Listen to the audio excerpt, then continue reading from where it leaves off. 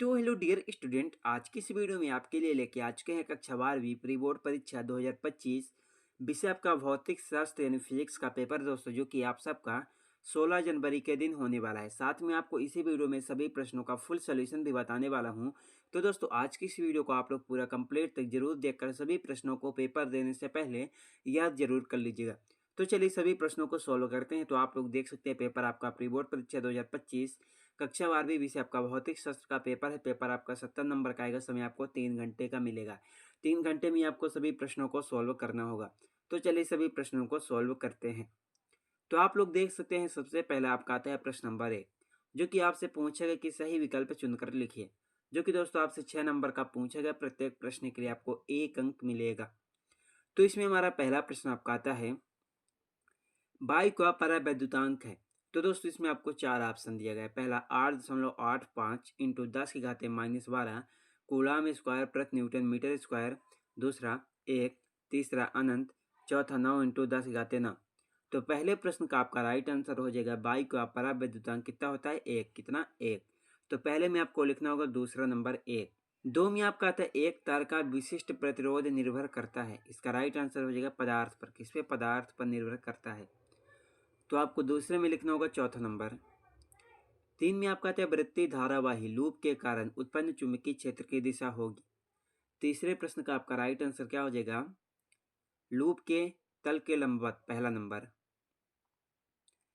4 में आपका आता है लेंज का नियम आधारित है। इसका राइट आंसर हो जाएगा चौथा नंबर, ऊर्जा संरक्षण के नियम पर। 5 में आपका आता है यदि विद्युत चुंबकीय तरंग में विद्युत वेक्टर x दिशा में तथा चुंबकीय वेक्टर y दिशा में है तो इसके संचरण की दिशा होगी। चौथे प्रश्न का आपका राइट आंसर क्या हो जाएगा दोस्तों? चौथे प्रश्न में आपको लिखना होगा z दिशा में। किसमें? z दिशा में होगी आपका तीसरा नंबर।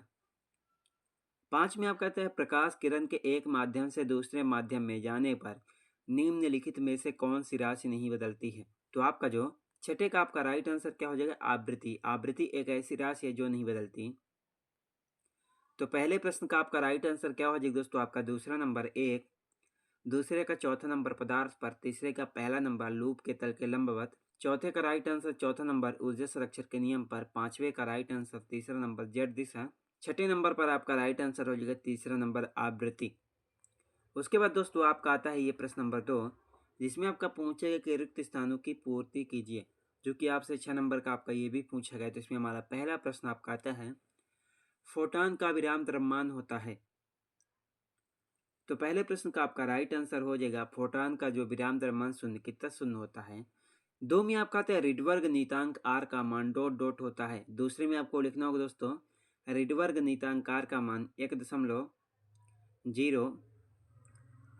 इंटू 10 की घाते 7 मीटर -1।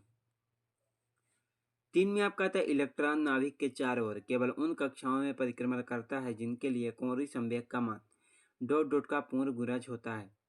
तीसरे प्रश्न में आपको क्या लिखना होगा दोस्तों? h/2 पाई। क्या लिखना होगा? h/2 पाई। 4 में आपका आता है सिलिकॉन परमाणु में बाह्यतम कक्षा में डॉट डॉट इलेक्ट्रॉन पाए जाते हैं। चौथे प्रश्न का आपका राइट आंसर क्या हो जाएगा दोस्तों? सिलिकॉन परमाणु में बाह्यतम कक्षा में 4 इलेक्ट्रॉन, कितने? 4 इलेक्ट्रॉन पाए जाते हैं। 5 में आपका आता है 3 म्यूएफ के 3 संधारित्र श्रेणी क्रम में संयोजित है तो संयोजन की तुल्यधारिता डॉट डॉट होगी। चौथे प्रश्न का आपका राइट आंसर हो जाएगा दोस्तों आपका 1 यूएफ। क्या? 1 म्यूएफ। 6 में आपका आता है 2 समांतर चालक तारों में एक ही दिशा में धारा प्रवाहित होने पर इनके मध्य बल डॉट डॉट प्रकृति का होता है।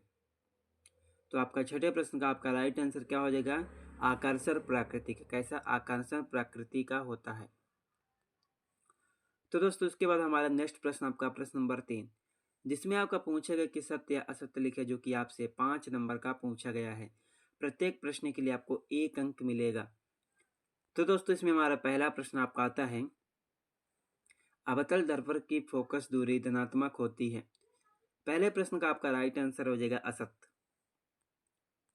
2 में आपका आता है माध्यम के घनत्व के साथ प्रकाश की चाल में परिवर्तन प्रकाश की अपवर्तन का कारण है। दूसरे का राइट आंसर हो जाएगा सत्य। 3 में आपका आता है 2 स्वतंत्र स्रोतों से प्रकाश का व्यतिकरण संभव है। तीसरे प्रश्न का आपका राइट आंसर हो जाएगा असत्य।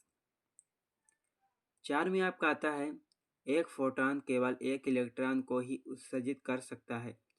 चौथे प्रश्न का आपका राइट आंसर हो जाएगा सत्य। 5 में आपका आता है हाइड्रोजन परमाणु की आयनन ऊर्जा 13.6 इलेक्ट्रॉन वोल्ट होती है। तो आपका पांचवे का राइट आंसर हो जाएगा दोस्तों, क्या लिखना है? पांचवे का राइट आंसर आपका हो जाएगा सत्य। तो दोस्तों आप लोग इन सभी प्रश्नों को आप लोग अच्छी तरह से याद जरूर कर लीजिएगा। कहीं पर भी आपको डाउट होगा तो कमेंट बॉक्स पर कमेंट जरूर कीजिएगा। पीडीएफ के लिए आप लोग टेलीग्राम चैनल को जरूर ज्वाइन कर लीजिएगा। उसके बाद दोस्तों आपका प्रश्न नंबर 4 में क्या आता है? सही जोड़ी बनाकर लिखे, जो कि आपसे 6 नंबर की पूछी गई है। तो इसमें हमारा पहला प्रश्न आपका आता है विद्युत धारा।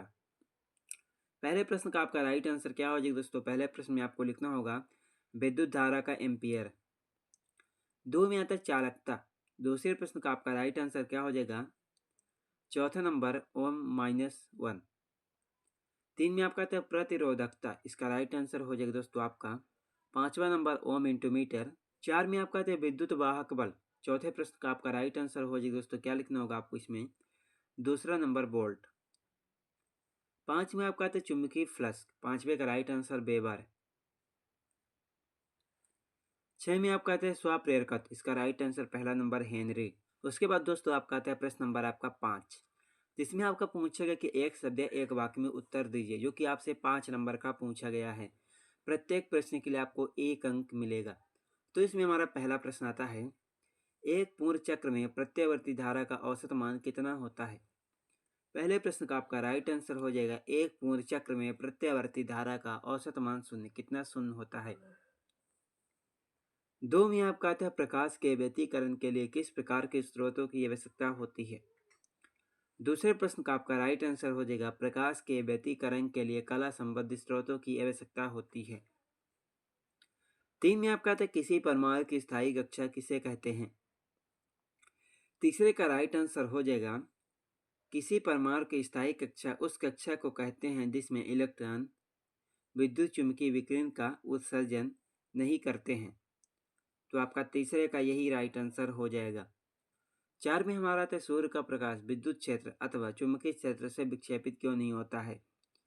चौथे प्रश्न का आपका राइट आंसर हो जाएगा सूर्य प्रकाश विद्युत चुंबकीय तरंगे हैं जो विद्युत अथवा चुंबकीय क्षेत्र से विक्षेपित नहीं होगी। 5 में आपका आता है नीले और लाल प्रकाश में से कौन से रंग का प्रकाश प्रिज्म द्वारा अधिक विचलित होता है? 5वें का राइट आंसर हो जाएगा नीला। कौन सा नीला रंग? तो दोस्तों आपके 1 से 5 तक के सभी बहुविकल्पी वाले प्रश्न सॉल्व हो चुके हैं। तो उसके बाद हमारा नेक्स्ट प्रश्न आपका प्रश्न नंबर 6, जिसमें आपका पूछेगा कि एक बैटरी के सिरों पर 9 ओम के प्रतिरोध से जोड़ने पर उसके सिरों का विभवांतर 40 वोल्ट से 30 वोल्ट हो जाता है, तो बैटरी का आंतरिक प्रतिरोध ज्ञात कीजिए, जो कि दोस्तों आपसे 2 नंबर का पूछा गया है। उसके अथवे में आता है किसी चालक में 1 एम्पियर की धारा प्रवाहित हो रही है, उसके किसी अनुप्रस्थ परिच्छेद से 1 सेकंड में बहने वाले इलेक्ट्रॉनों की संख्या ज्ञात कीजिए। उसके बाद दोस्तों हमारा नेक्स्ट प्रश्न आपका आता है प्रश्न नंबर 7, जिसमें आपका पूछेगा कि एम्पियर का परिपथीय नियम लिखें, जो कि आपका 2 नंबर का पूछा गया है। उसके बाद प्रश्न नंबर 8 में चुंबकीय फ्लक्स क्या है, इसका एसआई मात्रा। उसके बाद दोस्तों प्रश्न नंबर 9, अवतल दर्पण उत्तल दर्पण की फोकस दूरी ज्ञात कीजिए यदि प्रत्येक की वक्रता त्रिज्या 20 सेंटीमीटर हो। उसके बाद हमारा नेक्स्ट प्रश्न आपका प्रश्न नंबर 10, विस्थापन धारा किसे कहते हैं। उसके बाद 11, डी ब्रोगली तरंगे क्या है। उसके बाद 12, पियर्सन डायोड क्या है। 13, किसी विद्युत सेल के आंतरिक प्रतिरोध को परिभाषित कीजिए, इसका मान किन किन कारकों पर निर्भर करता है। 14 में आता है बायो सॉवर्ट नियम लिखिए, इसके आधार पर विद्युत धारा के मात्रक को परिभाषित कीजिए। उसके बाद दोस्तों 15 में आता है व्यतिकरण और विवर्तन में 3 अंतर स्पष्ट कीजिए, 3 नंबर का। उसके बाद दोस्तों आपका 16 में आता है बोर मॉडल के अनुसार हाइड्रोजन परमाणु की NB कक्षा में इलेक्ट्रॉन के वेग का व्यंजक ज्ञात कीजिए।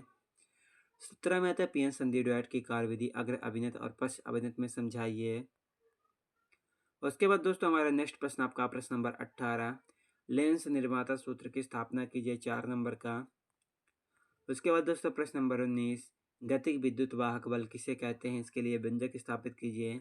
20, विद्युत फ्लक्स संबंधी गास का नियम एवं इसके आधार पर एक समान रेखीय आवेश वितरण के कारण विद्युत क्षेत्र की तीव्रता ज्ञात कीजिए। तो दोस्तों आप लोग इन सभी प्रश्नों को आप लोग अच्छी तरह से याद करके कॉपी पर सॉल्व जरूर कर लीजिएगा। कहीं पर भी आपको डाउट होगा तो कमेंट बॉक्स में कमेंट जरूर कीजिएगा दोस्तों। चलिए मिलते हैं किसी अगले वीडियो में। जो भी प्रश्न आपके छूट गए हैं दोस्तों उसका उत्तर आपको इसके सेकंड पार्ट में मिलेगा। चैनल को सब्सक्राइब करके वीडियो को लाइक जरूर कर दीजिएगा।